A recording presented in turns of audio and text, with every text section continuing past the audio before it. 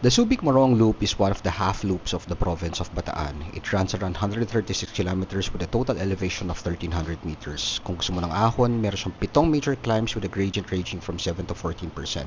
Meron din mga maliliit na ahon, siguro mga 5% ang average. But the best thing about this route is you would enjoy the beautiful scenery of Soto Mountains. Maraming puno at maganda yung daan, especially dun sa part ng Bataan Nuclear Power Plant. So kung trip mo ang nature, make Bataan one of your destinations. Left the house around 5:30 in the morning. Medyo tanghali na, pero mukhang maganda naman panahon. So within the route, you'll pass by the famous first line of defense monument in Layak.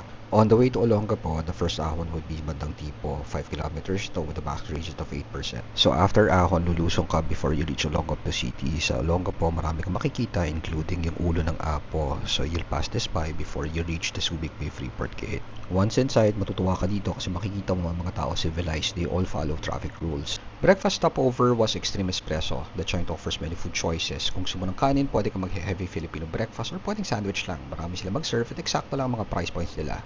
After breakfast, I head to Subic Morong Gate. Madadaanan mo dito ang Subic Bay International Airport at syempre, maraming ahon. Siguro mga 8 kilometers to until you reach the gate with an average gradient of 7%.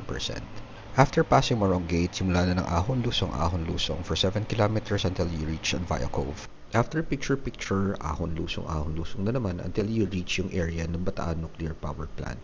Para sa akin, ito yung pinakamagandang part ng route. Malamig siya kasi maraming puno at malayo sa mga tao.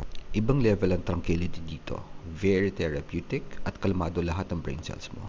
After Bataan Nuclear Power Plant, we are now off to the most challenging part of the route. Medyo wobbly yung legs natin pero meron pa rin tayong 10 kilometers to our next destination. Alas 11 na pero parang hindi natatapos yung ahon. Perfect stopover ang arko ng Morong Bakak. Picture-picture muna, kain, and pahinga for 30 minutes. Up on the saddle again and last ahon ay sa may Bakak. Every time I go on a long ride, lagi ko naiisip bakit ko ba siya ginagawa? Punyemas, bakit ko ba pinapahirapan sarili ko? Pero at the end of the day, achievement siya eh. Meron siyang sense of fulfillment na hindi ko makukuha sa ibang mga bagay.